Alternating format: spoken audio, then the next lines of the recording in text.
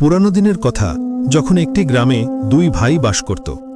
বড় ভাই খুব ধনী ছিল আর ছোট ভাই খুব দারিদ্র্যের মধ্যে তার জীবন কাটাচ্ছিল। তারা দুজনেই আলাদা আলাদা বাড়িতে থাকত। বড় ভাইয়ের কাছে আল্লাহর দেওয়া সব কিছু ছিল, ধন সম্পদ ও সম্পত্তির কোনো অভাব তার ছিল না। আর ছোট ভাইয়ের কাছে সম্পদের নামে কিছুই ছিল না, তার দুবেলা খাবারও জুটত না। কিন্তু তা সত্ত্বেও ছোট ভাই খুব দয়ালু এবং সৎ হৃদয়ের মানুষ ছিল। সে শুকনো খাবার খেয়ে আল্লাহর শুকরিয়া আদায় করত। ধনীদের মতো তার মনে কোনো বড় বড় আকাঙ্ক্ষা ছিল না, কিন্তু আল্লাহ তাকে সেই মনের শান্তি দিয়েছিলেন যা বড় বড় ধনীদের কাছেও ছিল না। বড় ভাইয়ের নাম ছিল রশিদ আহমেদ এবং ছোট ভাইয়ের নাম ছিল ফরিদ খান। ছোট ভাই ফরিদ সৎ হৃদয়ের হওয়ার পাশাপাশি তার বাড়িতে আসা যে কোনো অতিথির খুব সম্মান করত। তার বাড়িতে যে কোনো পথিক আসত, সে তার সাধ্যমতো তার সেবা করত। এছাড়া ফরিদের একটি প্রতিদিনের অভ্যেস ছিল যে সে প্রতিদিন বাগানে যেত এবং পাখিদের দানা দিত। সে সব সময় তার উপার্জনের কিছু অংশ গরিবদের মধ্যে সাদগা হিসেবে বিতরণ করত, কারণ তার বক্তব্য ছিল যে পাখিদের সাহায্য করলে এবং গরিবদের সাদগা দিলে আল্লাহ তার বান্দার উপর খুব খুশি হন এবং এর দ্বারা আল্লাহ তার বান্দার মুশকিল শীঘ্রই সহজ করে দেন। এর বিপরীতে তার বড় ভাই রশিদ আহমেদ ধনী হওয়া সত্ত্বেও খুব কৃপণ ছিল। যদি তার বাড়িতে কোনো অতিথি আসত, তাহলে তার মুখের রং উড়ে যেত। তার কোনো গরিব আত্মীয়ের বাড়িতে আসা সে একদমই পছন্দ করত না, কারণ তার মনে হতো যে লোকেরা তার সাথে দেখা করতে নয়, বরং তার সম্পদের কারণে তার বাড়িতে আসে। তার ধনী হওয়ার উপর খুব অহংকার এবং গর্ব ছিল এবং সে গরিব লোকদের কিছুই মনে করত না। একদিন গ্রামে একজন বয়স্ক ব্যক্তি এলেন। তিনি যখন রশিদ আহমেদের আলিশান বাড়িটি দেখলেন, তখন তার দরজায় টোকা দিলেন। দরজায় টোকা দেওয়ার শব্দ শুনে রশিদ আহমেদ বাইরে এলেন। তখন সেই বয়স্ক ব্যক্তি রশিদ আহমেদকে বলতে লাগলেন, বাবা, তুমি কি আমাকে একদিনের জন্য তোমার বাড়িতে আশ্রয় দিতে পারো? আমি খুব ক্লান্ত এবং আমার খুব খিদেও পেয়েছে। রশিদ আহমেদ সেই বয়স্ক ব্যক্তির কথা শুনে তাকে তাড়িয়ে দিয়ে বলতে লাগলো, আরে বয়স্ক সাহেব, তোমার কি এই প্রাসাদের মতো বাড়িকে কোনো সরাইখানা মনে হচ্ছে? আমার বাড়িতে তোমার মতো ফকির মানুষের জন্য কোনো জায়গা নেই। এই গ্রামে তোমার মতো আরও অনেক গরিব লোক থাকে, তুমি তাদের মধ্যে কারুর বাড়িতে চলে যাও। বরং আমার কথা শুনো, তুমি এমন করো, তোমার সামনে একটি ভাঙাচোরা বাড়ি দেখতে পাচ্ছ, তাতে ফরিদ খান নামের একজন লোক থাকে যে অত্যন্ত সৎ এবং দয়ালু এবং যে কোনো আগত ফকির বা অতিথির সম্মান করে। সে তোমাকে অবশ্যই তার বাড়িতে থাকতে দেবে। বয়স্ক ব্যক্তিটি বুঝতে পারলেন যে রশিদ আহমেদ একজন খুব কৃপণ মানুষ, তাই সে সঙ্গে সঙ্গে তার দরজা থেকে চলে গেলেন এবং সরাসরি ফরিদ খানের বাড়ির দরজায় গিয়ে টোকা দিলেন। ফরিদ হাসি মুখে বাইরে এলো। ফরিদ সেই বয়স্ক ব্যক্তিকে বলল, বলুন হাজি সাহেব, কিভাবে আগমন হলো? বয়স্ক ব্যক্তিটি উত্তর দিলেন, বাবা, আমি খুব ক্লান্ত। এর আগেই যে সেই বয়স্ক ব্যক্তি পরের কোনো কথা বলবে, ফরিদ সেই বয়স্ক ব্যক্তিকে বলল, হাজি সাহেব, আগে আপনি ভেতরে আসুন, বাকি কথা আমরা ভেতরে বসে বলবো। তারপর ফরিদ বয়স্ক ব্যক্তিটিকে ঘরের ভেতরে নিয়ে গেল। বয়স্ক ব্যক্তিটিকে বসিয়ে সবার আগে তাকে জল পান করালো। জল পান করার পর সেই বয়স্ক ব্যক্তি বলতে লাগলেন, বাবা, আমি এই গ্রামে একটি খুব জরুরি কাজে এসেছি। বাবা, আমার রাত কাটানোর জন্য একটি আশ্রয় দরকার, কাল সকালে আমি চলে যাব। বয়স্ক ব্যক্তির কথা শুনে ফরিদ বলতে লাগলো, হাজি সাহেব, আপনি এটাকে নিজের বাড়িই মনে করুন, আপনি এখানে যতদিন থাকতে চান থাকতে পারেন। এটা শুনে সেই বয়স্ক ব্যক্তি খুব খুশি হলেন এবং ফরিদকে দোয়া দিতে লাগলেন। তারপর রাত হলে ফরিদ সেই বয়স্ক ব্যক্তির সামনে খাবার রাখল। খাবারে শুধু একটি শুকনো রুটি আর জলই ছিল। এটা দেখে সেই বয়স্ক সাহেব বুঝতে পারলেন যে ফরিদের অবস্থা বিলকুলই ভালো নয়, কিন্তু তার হৃদয় অনেক বড়। বয়স্ক সাহেব সেই রুটি খুব আনন্দের সাথে খেলেন। খাবার খাওয়ার পর তিনি ফরিদকে বলতে লাগলেন, বাবা, আমি যে কাজের জন্য এখানে এসেছি, আমি চাই যে আমি তোমাকেও তাতে সামিল করে নিই, যাতে তোমার অবস্থাও কিছুটা বদলে যায়। ফরিদ এটা শুনে বলতে লাগলো, হাজি সাহেব, আমি আপনার কথা ঠিকমতো বুঝতে পারলাম না, আপনি কোন কাজে আমাকে সামিল করতে চান? তখন সেই বয়স্ক ব্যক্তি ধীর স্বরে বললেন, বাবা, আজ থেকে 50 বছর আগে আমি এই গ্রামেই থাকতাম। তখন আমার কাছে ধন সম্পদের কোনো অভাব ছিল না। আমার কাছে অনেক সোনার মুদ্রা এবং দামি জিনিসপত্র ছিল। আমার পুরো পরিবার ছিল, যেখানে আমার স্ত্রী এবং 2টি সন্তান ছিল। একদিন যখন আমার স্ত্রী এবং সন্তানরা নৌকা করে অন্য গ্রামে যাচ্ছিল, তখন নৌকা উল্টে যাওয়ায় তাদের মৃত্যু হয়। যেহেতু আমি তাদের সাথে ছিলাম না, তাই আমি বেঁচে যাই। আমার পুরো পরিবার শেষ হয়ে যাওয়ায় আমি খুব দুঃখ পেয়েছিলাম। আমি অনেক দিন পর্যন্ত আমার বাড়ি থেকে বের হইনি। আমি বাইরের দুনিয়ার সাথে আমার সম্পর্ক ছিন্ন করেছিলাম এবং আমি এই সিদ্ধান্ত নিয়েছিলাম যে এখন আমাকে আমার বাকি জীবন আল্লাহর ইবাদতে কাটাতে হবে। এই সিদ্ধান্ত নিয়ে আমি একটি দীর্ঘ সফরে বের হওয়ার কথা ভাবলাম, যেখানে আল্লাহ নেক বান্দারা থাকেন এবং তারা সেখানে থেকে শুধু আল্লাহর ইবাদত করেন। আমার সফর বেশ লম্বা হতে যাচ্ছিল, তাই আমি আমার সমস্ত সম্পদ কোনো নিরাপদ জায়গায় লুকিয়ে ফেলার সিদ্ধান্ত নিলাম এবং তখন আমি আমার সমস্ত ধন সম্পদ একত্রিত করে কাছের জঙ্গলে লুকিয়ে রাখলাম। কিন্তু দুটি সোনার ইঁট আমি নিজের কাছে রাখলাম, যাতে তা বিক্রি করে কিছু টাকা পেতে পারি এবং আমার সফরে যেতে পারি। আর তারপর আমি আমার সমস্ত সম্পদ জঙ্গলে লুকিয়ে রাখলাম এবং আমি আমার সফরে আল্লাহর সন্ধানে বেরিয়ে পড়লাম। সফর করতে করতে আমার অনেক দিন কেটে গেল। অনেক দিন সফর করার পর একদিন যখন আমি অন্য একটি শহরে পৌঁছলাম, তখন আমার কিছু টাকার প্রয়োজন হলো। তখন আমি সেই সোনার ইট শহরের এক জোহরিকে বিক্রি করার সিদ্ধান্ত নিলাম। যখন আমি সেই ইট নিয়ে জোহরির কাছে গেলাম এবং তাকে সেই সোনার ইট দেখালাম, তখন সেই ইটের দাম দেওয়ার পরিবর্তে সেই জোহরির মনে লোভ চলে এলো এবং সে আমার উপর চুরির মিথ্যা অভিযোগ লাগিয়ে দিল এবং আমাকে ফাঁসিয়ে দিল। আর তারপর সেখানকার কোতোয়াল আমার একটা কথাও শুনল না এবং আমাকে চুরির অভিযোগে কারাগারে ফেলে দিল। আজ আমি অনেক বছর পর আমার সাজা ভোগ করে নিজের গ্রামে ফিরে এসেছি, আর এখন আমি আমার সেই লুকানো সম্পদ বের করতে চাই। তাই আমি চাই যে তুমিও এই কাজে আমার সাথে থাকো। যদি তুমি আমার সাথে থাকো, তাহলে আমি সেই গুপ্তধনের অর্ধেক অংশ তোমাকে দিয়ে দেব। ফরিদ সেই বয়স্ক সাহেবের কথা শুনে খুব খুশি হলো এবং তাকে সাহায্য করতে রাজি হয়ে গেল। বয়স্ক সাহেব সেই রাতে ঘরেই কাটালেন, আর সকালে সূর্য ওঠার আগেই তারা দুজনের লোকের নজর এড়িয়ে জঙ্গলে পৌঁছে গেল। জঙ্গলের ভেতরে পৌঁছে সেই বয়স্ক ব্যক্তি ফরিদকে বলতে লাগলেন যে এই সেই গাছ যার নিচে আমি গুপ্তধন লুকিয়েছিলাম, তুমি এই জায়গাটা খোঁড়া শুরু করো। ফরিদ খোঁড়ার জন্য কোদাল বের করলো এবং সেই জায়গাটা খুঁড়তে লাগলো। কিছুক্ষণ খোঁড়ার পর সে সন্দুক দেখতে পেল। সে কোদাল একপাশে রেখে সন্দুক বের করে বয়স্ক সাহেবের সামনে রেখে দিল, আর তারপর তারা দুজনে সেই সন্দুক নিয়ে নিজেদের বাড়ি ফিরে এলো। বাড়িতে পৌঁছে যখন তারা সেই সন্দুক খুলল, তখন তার ভেতরে সোনার ইট এবং সোনার মোহর ভরা ছিল, যা দেখে ফরিদ অবাক হয়ে গেল। বয়স্ক সাহেব তার থেকে অর্ধেক সোনা বের করে ফরিদকে দিয়ে দিলেন এবং বাকি অর্ধেক সোনা সন্দুকেতেই পড়ে থাকতে দিলেন। আর তারপর বয়স্ক সাহেব ফরিদকে বলতে লাগলেন, বাবা, এই সোনা খুব সাবধানে ব্যবহার করবে, এমন না হয় যে তুমিও আমার মতো কোনো বিপদে পড়ে যাও। কারণ আমার কাছে তো শুধু দুটো সোনার ইট ছিল, যা দেখে জোহরির মনে লোভ চলে এসেছিল এবং সে আমাকে ফাঁসিয়ে দিয়েছিল। আর তোমার কাছে তো এই মুহূর্তে অনেক গুপ্তধন আছে, তাই তুমি লোকেদের থেকে বেঁচে থেকো। ফরিদকে সব কথা বোঝানোর পর বয়স্ক সাহেব তার সন্দুক একটা বড় কাপড়ের ঝোলায় ভরলেন এবং তারপর বলতে লাগলেন যে এই গুপ্তধন এখন আমার কোনো কাজে লাগবে না, আমি এই সব গুপ্তধন গরিবদের মধ্যে বিতরণ করে দেব। এছাড়া জঙ্গলে আরও একটি জায়গা আছে যেখানে আমার বাকি গুপ্তধন রয়েছে। পাশে দাঁড়িয়ে থাকা ফরিদের স্ত্রীও এই কথা শুনছিল। ফরিদ বয়স্ক সাহেবকে দরজা পর্যন্ত ছেড়ে এলো, আর তারপর যখন সে নিজের ঘরে ফিরে এলো, তখন তার স্ত্রী সঙ্গে সঙ্গে তার কাছে এলো এবং গুপ্তধন দেখে সে খুশি হয়ে গেল। ফরিদের স্ত্রী বলতে লাগলো যে এই গুপ্তধন বিক্রি করে আমরা অনেক ধনী হয়ে যাব, তারপর নিজেদের সব ইচ্ছা পূরণ করব। এরপর ফরিদ অল্প অল্প করে সেই গুপ্তধন বিক্রি করতে শুরু করলো। দেখতে দেখতে ফরিদের অবস্থা এখন বদলাতে শুরু করেছিল। সে সবার আগে তার পুরানো বাড়ির জায়গায় একটি বড় বাড়ি তৈরি করালো।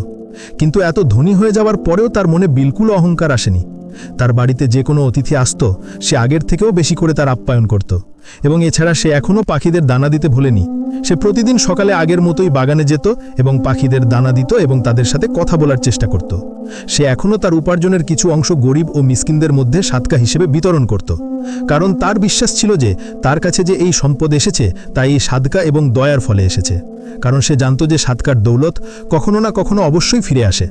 তার সততা ও উদারতা দেখে এখন গ্রামের লোকেরাও তাকে আগের থেকে বেশি সম্মান করতে লাগলো। তার ধনী হবার খবর যখন তার বড় ভাই রশিদ আহমেদ পেল, তখন সে তার স্ত্রীকে নিয়ে ছোট ভাই ফরিদের বাড়িতে পৌঁছে গেল এবং খুব অবাক হয়ে দেখতে লাগলো যে তার ছোট ভাই যে আগে এত গরিব ছিল, আজ এত ধনী কিভাবে হয়ে গেল। কিন্তু ফরিদও এই বিষয়ে তাকে কিছু বলল না এবং শুধু এটুকুই বলল যে এসব আল্লাহর মেহেরবানি এবং আমার সততার ফল। ফরিদ এবং রশিদ আহমেদের স্ত্রীরা একে অপরকে খুব হিংসা করত। আর তারপর রশিদ আহমেদের স্ত্রী ফরিদের স্ত্রীকে হিংসা করে বলতে লাগলো, তোমরা যতই ধনী হও না কেন, কিন্তু আমাদের বরাবরই কখনো করতে পারবে না। এটা শুনে ফরিদের স্ত্রী রাগ হলো এবং তার মুখ থেকে এই কথা বেরিয়ে গেল যে আমাদের কাছে তো এখনো আরও গুপ্তধন আছে, যা জঙ্গল থেকে বের করে আমরা তোমাদের চেয়েও বেশি ধনী হয়ে যাব। রশিদ আহমেদের স্ত্রী, যে খুব ধূর্ত এবং প্রতারক মহিলা ছিল, বাড়ি গিয়ে তার স্বামী রশিদ আহমেদকে বলতে লাগল, তোমার ভাই জঙ্গল থেকে কোনো গুপ্তধন বের করে এনেছে, যা দিয়ে সে ধনী হয়েছে। তার স্ত্রী আমাকে বলছিল যে জঙ্গলে এখনো আরও গুপ্তধন আছে, যা বের করে সে আমাদের চেয়েও বেশি ধনী হয়ে যাবে। আমি চাই না যে এই গ্রামে আমাদের চেয়েও বেশি ধনী কেউ হোক। আপনি যে কোনো উপায়ে জঙ্গলে পুঁতে রাখা সেই গুপ্তধন খোঁজার চেষ্টা করুন, যাতে আমি আপনার ভাই ফরিদের স্ত্রীকে দাঁত ভাঙা জবাব দিতে পারি। রশিদ আহমেদ তার স্ত্রীর কথা শুনে অবাক হয়ে গেল এবং বলল, কিন্তু জঙ্গল থেকে গুপ্তধন খোঁজা এত সহজ কাজ নয়। আমার তো মনে হয় সেই বয়স্ক সাহেব যাকে আমরা বাড়ি থেকে বের করে দিয়েছিলাম তিনি ফরিদকে সেই গুপ্তধনের রহস্য সম্পর্কে বলেছেন, কারণ সেই বয়স্ক ব্যক্তি এর আগে কখনো আমাদের গ্রামে দেখা যায়নি এবং তার এখান থেকে যাওয়ার পরেই ফরিদ এত ধনী হয়েছে। আসল কথা ছিল যে রশিদ আহমেদও চাইতো না যে তার ভাই তার চেয়েও বেশি ধনী হয়ে যাক, এবং তখন সে গুপ্তধন খোঁজার সিদ্ধান্ত নিল। যদিও সেই গুপ্তধন তো তার ছিলই না, অন্যের গুপ্তধন বের করা যে চুরির কাজ সে বিষয়ে তার কোনো পরোয়া ছিল না। তার মাথায় তো শুধু গুপ্তধনেরই ভূত সওয়ার ছিল। এখন তো সে সব সময় তার ভাই ফরিদের ওপর নজর রাখতে লাগল। এভাবেই কিছুদিন কেটে গেল এবং এর কিছুদিন পর সেই বয়স্ক সাহেব আরও একবার সেই গ্রামে ফিরে এলেন। তখন রশিদ আহমেদ তাকে গলি দিয়ে যেতে দেখল। এখন তো রশিদ আহমেদ সেই বয়স্ক ব্যক্তির প্রতিটি কাজের ওপর নজর রাখতে শুরু করেছিল। গ্রামে প্রবেশ করার সাথে সাথেই সেই বয়স্ক ব্যক্তি সরাসরি ফরিদের দরজায় গেল। যখন সে ফরিদের এত বড় বাড়ি দেখল তখন খুব খুশি হল এবং আল্লাহর কাছে দোয়া করতে লাগল, হে আল্লাহ, এই সৎ এবং নেক হৃদয়ের মানুষকে আরও উচ্চতায় পৌঁছে দিও, কারণ তোমার এই বান্দা প্রতিদিন বাগানে গিয়ে পাখিদের দানা দেয় এবং তাদের খেয়াল রাখে, এবং তোমার এই বান্দা তার উপার্জনের কিছু অংশ গরিব ও মিসকিনদের মধ্যে বিতরণ করে দেয়। ইয়া আল্লাহ, তুমি তার রিজিক বৃদ্ধি করো। আর তারপর এত দোয়া করার পর বয়স্ক ব্যক্তি ফরিদের দরজায় টোকা দিলেন। ফরিদ যখন বাইরে এলো তখন বয়স্ক সাহেবকে দেখে তার মুখে হাসি ফুটে উঠল। ফরিদ বয়স্ক সাহেবকে ভেতরে আসতে বলল, কিন্তু বয়স্ক সাহেব বললেন, বাবা, আমি একটি খুব জরুরি কাজে এখানে এসেছি, তুমি কিছুক্ষণের জন্য আমার সাথে চলো, আমার তোমার সাথে একটি খুব জরুরি কথা বলার আছে। আর তারপর ফরিদ এবং সেই বয়স্ক ব্যক্তি দুজনেই জঙ্গলের দিকে চলতে লাগল। রশিদ আহমেদ তাদের পিছু করছিল। সেই বয়স্ক ব্যক্তি ফরিদকে বলতে লাগল, বাবা, হতে পারে যে কিছুদিন পর্যন্ত আমি আর এই গ্রামে আসতে পারবো না, তাই আমি তোমাকে সেই দ্বিতীয় গুপ্তধনের রহস্য বলে যাচ্ছি, যা এই জঙ্গলেই অন্য এক জায়গায় পুঁতে রাখা আছে। আমার যাওয়ার পর তুমি সেই গুপ্তধন বের করে নিও এবং তার নিজের কাছে নিরাপদে রেখো। সময় এলে আমি সেই গুপ্তধন তোমার কাছ থেকে নিয়ে নেব। কিছুক্ষণ জঙ্গলে চলার পর তারা গুপ্তধনের জায়গায় পৌঁছে গেল এবং তারপর বয়স্ক সাহেব ফরিদকে সেই গুপ্তধনের জায়গাটি দেখিয়ে দিলেন। রশিদ আহমেদ, যে তাদের পিছু করছিল, সেও এসব কিছু দেখছিল। সেও সেই পুরো রাস্তাটা তার মাথায় মনে করে নিল যেখানে গুপ্তধন পুঁতে রাখা ছিল, এবং তারপর খুশিতে সে তার বাড়ি ফিরে এলো। বাড়ি পৌঁছে সে তার স্ত্রীকে বলল যে, আমি গুপ্তধনের সব রহস্য জেনে গেছি, এখন খুব শীঘ্রই আমি গুপ্তধন সেখান থেকে বের করে আনব। এটা শুনে রশিদ আহমেদের স্ত্রী খুব খুশি হল এবং বড় অহংকারের সাথে বলতে লাগল, এখন এই গ্রামে আমাদের চেয়ে বেশি ধনী কেউ হতে পারবে না, কারণ আমার স্বামীও জঙ্গলে থাকা একটি গুপ্তধন পেয়ে গেছে, যা বের করে আমরা আবার তোমাদের থেকে এগিয়ে যাব। এত কথা বলে সে গর্বের সাথে নিজের বাড়ি ফিরে গেল। সন্ধ্যের সময় যখন ফরিদ নিজের বাড়ি ফিরে এলো তখন তার স্ত্রী বলতে লাগল, তোমার বড় ভাই রশিদ আহমেদের স্ত্রী এসেছিল এবং সে বলছিল যে তোমার ভাইও জঙ্গলে কোনো গুপ্তধনের জায়গা সম্পর্কে জানতে পেরেছে এবং সেও জঙ্গল থেকে গুপ্তধন বের করে আমাদের চেয়ে বেশি ধনী হয়ে যাবে। তখন ফরিদ বলল, কিন্তু তারা জঙ্গলে গুপ্তধন থাকার ব্যাপারে কিভাবে জানতে পারল? তখন ফরিদের স্ত্রীর নিজের বোকামির জন্য খুব লজ্জা হলো এবং ফরিদকে বলতে লাগল, গতবার যখন তোমার ভাই ও ভাবি আমাদের বাড়ি এসেছিল তখন তোমার ভাবি আমাকে ছোট করার চেষ্টা করেছিল। তখন আমি রাগে এসে বলে ফেলেছিলাম যে আমাদের কাছে তো আরও গুপ্তধন আছে। এটা শুনে ফরিদ বলতে লাগল, আরে বোকা মহিলা, আমি তোমাকে আগেই বুঝিয়েছিলাম যে তুমি শুধু আম খাও, গাছ গুনো না, মানে তুমি গুপ্তধনের ব্যাপারে কারোর সাথে কোনো কথা বলবে না। আমার মনে হয় আমার ভাই আমাকে সেই বয়স্ক সাহেবের সাথে জঙ্গলে যেতে দেখে ফেলেছে। আমার ভাই সেই গুপ্তধন সেখান থেকে বের করার আগেই আমাকে আজ রাতেই সেই গুপ্তধন সেখান থেকে বের করে কোনো নিরাপদ জায়গায় পৌঁছেতে হবে। আর তুমি এই কথা আর কাউকে বলবে না। আর তারপর ফরিদ সেই রাতেই জঙ্গল থেকে গুপ্তধন বের করে তাকে নিজের বাড়িতে নিয়ে এলো এবং বিলকুল নিরাপদে নিজের বাড়িতে লুকিয়ে রাখল। পরের রাতে রশিদ আহমেদ জঙ্গলে সেই জায়গায় পৌঁছে গুপ্তধন খোঁড়া শুরু করল, কিন্তু যখন সে দেখল যে সেখানে কোনো গুপ্তধন নেই তখন সে খুব অবাক হয়ে গেল এবং ভাবতে লাগলো যে তার ছোট ভাই তো খুব চালাক নিকল। হয়তো সে আমার এই কাজের ব্যাপারে আগেই জানতে পেরেছিল এবং সে আমার আগেই এখান থেকে গুপ্তধন বের করে নিয়ে গেছে। অন্যদিকে সেই রাতে রশিদ আহমেদের বাড়ি বিলকুল একাই ছিল। তখন সুযোগ বুঝে চোররা তার বাড়িতে হানা দিল এবং তার বাড়ি থেকে সমস্ত মাল এবং দামি জিনিসপত্র নিয়ে পালিয়ে গেল। রশিদ আহমেদ যখন তার বাড়ি পৌঁছল তখন তার মুখ শুকনো ছিল এবং তার স্ত্রীও খুব চিন্তিত দেখাচ্ছিল। একে অপরকে চিন্তিত দেখে দুজনেরই মুখের রং উড়ে গেল। রশিদ আহমেদ তার স্ত্রীকে জিজ্ঞাসা করতে লাগল, তোমার কি হয়েছে? তোমার মুখের হাওয়াইয়া কেন উড়ে গেছে? তখন তার স্ত্রী বলল, আপনার যাওয়ার পর কিছু চোর বাড়িতে এসেছিল এবং তারা বাড়ি থেকে সবকিছু লুট করে পালিয়ে গেছে, তাই আমি চিন্তিত। কিন্তু আপনি বলুন যে আপনি খালি হাতে কেন এসেছেন? আমাদের গুপ্তধন কোথায়? এতে রশিদ আহমেদ নিজের মাথায় হাত চাপড়ে এবং বলল, গুপ্তধন সেখানে ছিল না। হয়তো আমার ভাই আগেই সেখান থেকে গুপ্তধন বের করে ফেলেছে। বেশি ধনী হওয়ার চক্করে আমরা বিলকুল বরবাদ হয়ে গেলাম, আর এই সব কিছু তোমার লোভের কারণে হয়েছে। তুমি সেই মাল পাওয়ার চেষ্টা করেছো যা আমাদের ছিলই না, আর দেখো আমরা তো নিজেদের মাল থেকেও হাত ধুয়ে বসলাম। না তুমি ফরিদ এবং তার স্ত্রীর সাথে হিংসা করতে, না আমাদের এই অবস্থা হতো। কিছুদিন পর যখন সেই বয়স্ক সাহেব ফরিদের কাছে আরও একবার ফিরে এলেন, তখন ফরিদ তাকে পুরো ঘটনা বলল এবং বাকি গুপ্তধন বয়স্ক সাহেবের সামনে রেখে দিল। কিন্তু বয়স্ক সাহেব সেই সব গুপ্তধন ফরিদকেই দিয়ে দিলেন এবং বলতে লাগলেন, এই সব গুপ্তধন তোমার সততার পুরস্কার। আমি ভলা এত বয়সে এত সম্পদ দিয়ে কি করব? ফরিদ সেই বয়স্ক সাহেবকে বলতে লাগল, হাজ্জি সাহেব, আমার মন চায় যে আপনি এখন আর কোথাও যাবেন না, বরং এখানেই আমাদের সাথে থাকুন। আমি আপনার মধ্যে আমার বাবাকে দেখতে পাই। আপনি কি আমাকে নিজের ছেলে মনে করে আমার সাথে থাকতে পারেন না? বয়স্ক সাহেবের ফরিদের এই কথা খুব ভালো লাগলো এবং তারপর তিনি ফরিদের সাথেই তার বাড়িতে থাকতে লাগলেন। ফরিদ বাকি সব গুপ্তধন গ্রামের গরিব লোকদের মধ্যে বিতরণ করে দিল এবং তারপর সে তার স্ত্রী এবং বয়স্ক সাহেবের সাথে একটি শান্তিময় জীবন কাটাতে লাগল। কিন্তু যেইমাত্র ফরিদ এবং বয়স্ক সাহেব তার ভাই রশিদ আহমেদের ব্যাপারে জানতে পারল, তখন তাদের হৃদয়ে একটি অজীব ধরনের আলোড়ন সৃষ্টি হল। যদিও সে তার সাথে কখনো ভালো ব্যবহার করেনি, কিন্তু রক্তের সম্পর্ক তো ছিলই। সে সঙ্গে সঙ্গে বয়স্ক সাহেবের কাছে গেল এবং সব কথা বলল। বয়স্ক সাহেব দীর্ঘশ্বাস নিয়ে এবং বললেন, বাবা ফরিদ, এটা আল্লাহর ইচ্ছা। মানুষের পুণ্য এবং পাপের হিসাব ওপরওয়ালা নিজেই রাখেন, কিন্তু আমাদের আত্মীয়দের সাহায্য করা থেকে মুখ ফেরানো উচিত নয়। চলো আমরা রশিদের বাড়ি যাই, হয়তো এটা তার তওবার সময়। ফরিদ সম্মতি জানালো এবং দুজনেই সেই আলিশান বাড়ির দিকে চলল, যা এখন ভাঙাচোরা মনে হচ্ছিল। রশিদের বাড়ি আগের মতো চাকচিক্যময় ছিল না। দরজায় টোকা দিতেই রশিদের স্ত্রী বাইরে বেরিয়ে এলো। তার মুখে বিষণ্ণতা ছেয়েছিল। সে ফরিদকে দেখে চমকে গেল এবং বলল, তুমি এখানে কি করতে এসেছ? তোমার তো খুশি হওয়া উচিত যে আমরা বরবাদ হয়ে গেছি।